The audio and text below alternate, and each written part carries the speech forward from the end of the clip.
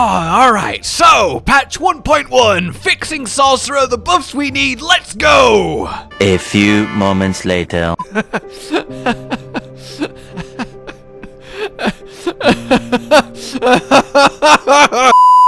Hello there, my fellow sorcerers!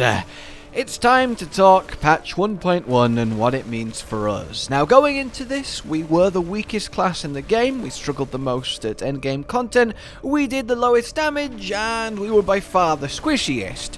So knowing all of this, we obviously went into this patch that's setting us up for Season 1 expecting something to bring us up. And technically speaking, the gap between Sorcerer and the other 4 classes is now much smaller. Still the worst class, but it is smaller. Primarily because the other 4 classes got nerfed really hard along with Sorcerer, but slightly more than Sorcerer, so that's how that's been done, but we'll not think about that. So let's actually go into what has happened here to Sorcerer, and it's not pretty. It's not good. It's upsetting. And, well, there's a few glimmers of hope, at least, but, Malignant Hearts are going to be doing a lot of heavy lifting. So, starting with the new Sorcerer unique, the Oculus. This is fun. It is a fun item. Random teleporting all over the place is entertaining. So now we do have the affixes at least. We have extra evade charges. We have attacks reduce your evade cooldown, lucky hit to restore resource, and ranks of teleport. The lucky hit to restore resource feels a little bit out of place. I mean, it's useful because teleport has a really high lucky hit chance.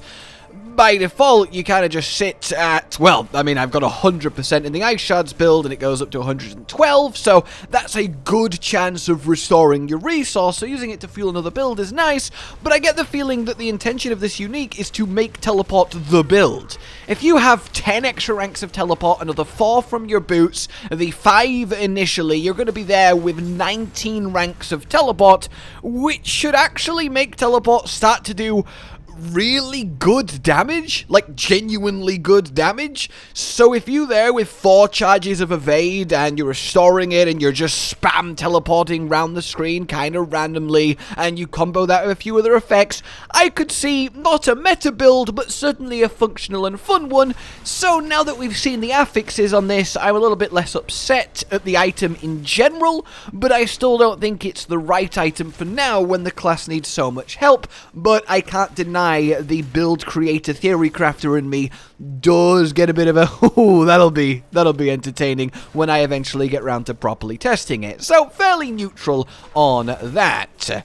Then we have the aspects. Craven is potentially interesting. You have Esu's Heirloom, which of course is crit damage from movement speed, and if we blizzard and then walk away from the now freezing, getting ice sharded, etc. enemies in that build, we get the movement speed, we get the crit chance, and that kind of fuels into itself, so perhaps that might see some sort of use. And then we have Searing Wards. After spending potentially 100 mana, your next firewall is free to cast, and will destroy incoming ranged attacks. That's actually quite good. You can spend 100 mana pretty quickly, and essentially, if Firewall is a good build in Season 1, which it isn't looking that likely, it's better, but it was already one of the worst, still technically viable builds. This is a really good use case, but it's not exactly, you know, setting the world on fire. Ironically, I know. Then we come down here to the Sorcerer fixes. Well, Firebolt actually contributing to the combustion passive is fairly decent, as it potentially might help towards your burning builds. At the very least, it's very helpful that that's one of your free sources of extra burn, and if burning does find a way, then that's going to be a big reason why, but that's still unlikely, but these kind of things are always nice to see fixed. The fixing Deep Freeze, preventing Ice Shard enchantment, that's nice, because when you sit in your Ice block, it used to not fire your Ice Shards at frozen enemies, which always felt really lame, because you should be able to go into it, freeze everyone, kill them with the Ice Shards, then pop out, and that would have been really cool. So that's kind of neat, and now makes this a really good argument to use in the Ice Shards build instead of what is currently being used, which is Inferno for the pull-in. I can see Deep Freeze actually happening, along with the buff that it's got that makes it completely reset your cooldowns instead of just half. And in fact, honestly, yeah, Deep Freeze is just going to be better than Inferno now for both Ice Shards and Blizzard, I would say, on the whole. So, you know, that's at least something. And the rest don't really matter too much, except this. Aspect of Control was applying its damage 3 times for staggered bosses. The fact that this is apparently a bug and has now been fixed means that our best aspect is now much, much worse. Whether this means it doesn't work now on normal enemies when you immobilize, then stun, then freeze them is up in the air, but at the very minimum, our boss killing power has decreased, well, massively, by 106% on a max roll. That is unignorable, and without any compensation, well, our single target boss damage is really going to suffer. So that's just great. So, yeah. And then, before we even get to the notes, we need to look at the changes to aspects and affixes. Disobedience being nerfed is tragic, because we were already the squishiest class, dying to everything, and now the most tanky aspect is nerfed. Yes, this affects everyone, but it's much more of a blow to Sorcerer that needed every little bit of help it could get.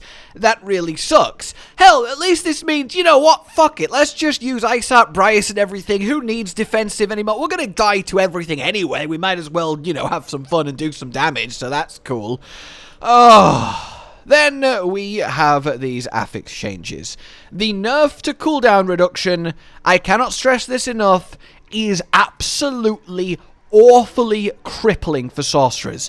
The nerf to critical strike damage does suck. That affects everyone, especially lightning critical strike damage too as an affix, but we didn't really focus on that. But we did like critical damage. Ice Shards likes it, and Arclash likes it, and we will feel that, but it's not the end of the world. The vulnerable damage, however, is going to be much more noticeable. That is really a bit lame, and again, it affects everyone, so, you know, it happens, but Sorcerer already struggled to do damage, and we already have such weak ways of applying vulnerable, forcing us into melee using Frost Nova as our only real way of doing it, so now our vulnerable damage has kind of been tanked, and that's a shame, but the real focus here is our cooldown reduction has been reduced.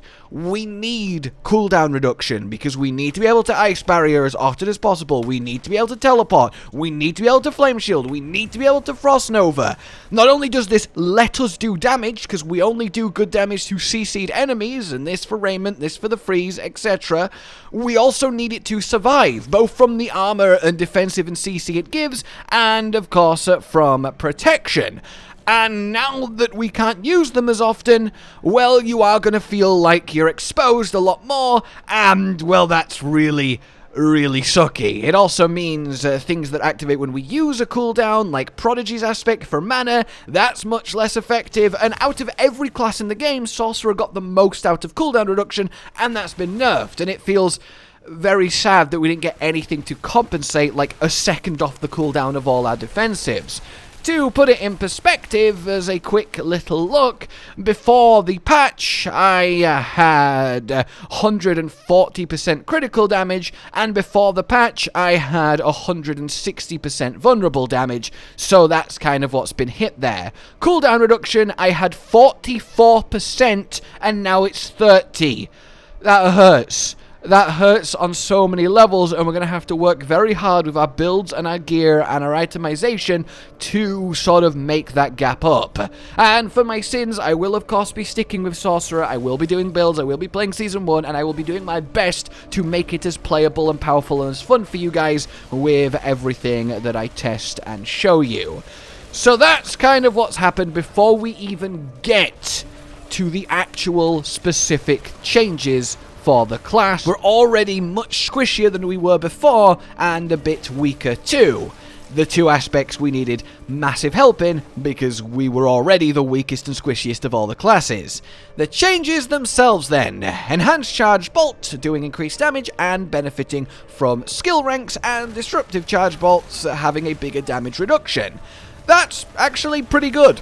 Charged Bolts was almost there. I did make a Charged Bolts build combined with Frozen Orb, so this actually scaling better as a big source of burst damage is really nice, and the extra 5% damage reduction, we need everything we can get. This is a good change, and will definitely help towards both Arclash when it casts Charged Bolts, and any potential Charged Bolts build as we start tinkering with stuff. Incinerate damage reduction, who cares? Incinerate is still just really bad, and it's such a shame because it's such a cool move. Ice Blades, letting you cast it and do other things faster, is really nice, and it definitely is welcome, but it's not exactly game-changing. Firebolt damage is, okay, I guess. Nobody's really casting basic skills except for Arclash. That might change given a few of the Malignant Hearts, but not hugely.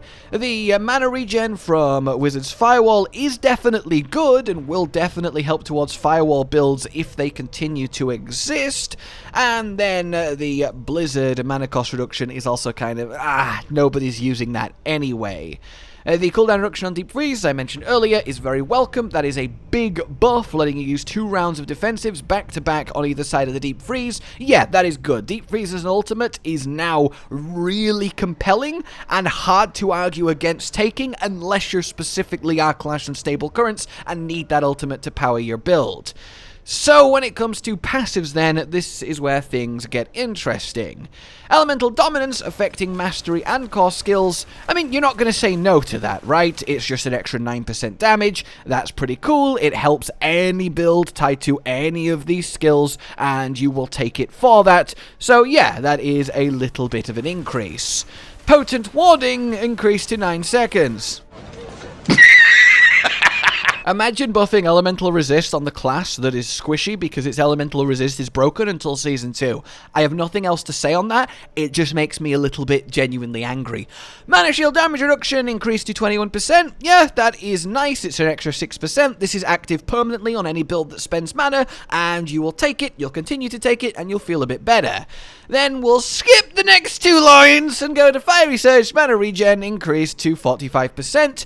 That is actually pretty decent. It wasn't a bad source of mana regen to begin with, and now it has only gained an extra 15% on the top, and you're definitely going to feel that, and definitely makes both fire builds and fire synergy builds with Firebolt feel nicer, at least earlier game when you can't solve your mana issues through perfect gear. So we'll take that, it's fine.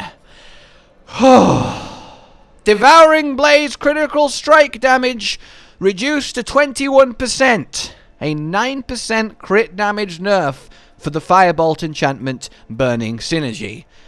And then the bonus damage for Immobilized to 30% from 75%. It is not easy to immobilize enemies. The 75 was a worthy reward for building that in. Either passing through enemies with Flame Shield, getting the immobilizing meteor. This was not like a constant thing that was happening. Why did this aspect of it get hit so hard? Now, I have said often that Devouring Blaze needs a nerf because having to use Firebolt as one of your enchantment slots in every Sorcerer build sucks. But then I also said, but in return, we need buffs elsewhere to compensate. That part seems to have just not, disappeared. And that sucks. This sucks. You know why it sucks? Not just because every Sorcerer build is now 9% weaker than it was before, but because it's still so good that we have to take it on every build. This is not enough of a nerf to ruin its use, because even though, yes, losing that extra bit of crit is a shame, it doesn't stop the Paragon Burning Board from being a requirement. You can't say no to 20%, and if you add them all up, like 75% more damage to burning enemies, on top of the damage reduction from burning enemies.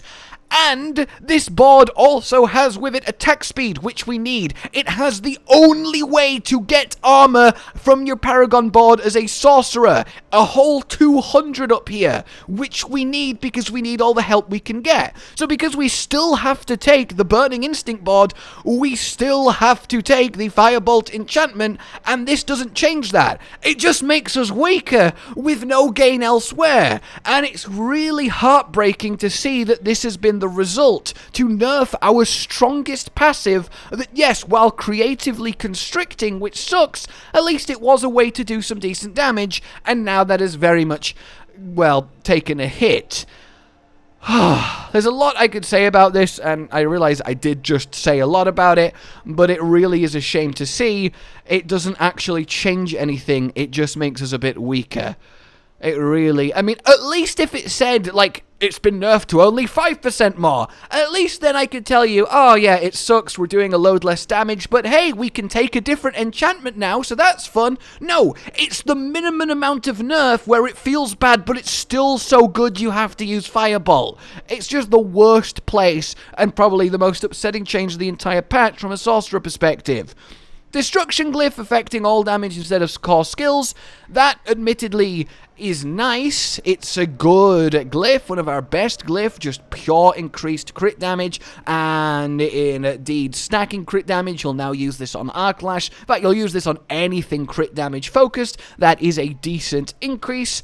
Then we get our enchantments. Spark, doing more crackling energy is whatever. Frozen Orb, having a higher chance to cast. That's nice for builds that will use it. There are a couple, and it's a welcome increase. Incinerate, again, is a joke of a skill, and that's not changed with this patch. And the Hydra, 300 to 200. 200 is still a lot for a free Hydra. It really should be 100, and then this enchantment would genuinely be worth using and really fun, having an army of Hydras popping up all over the place.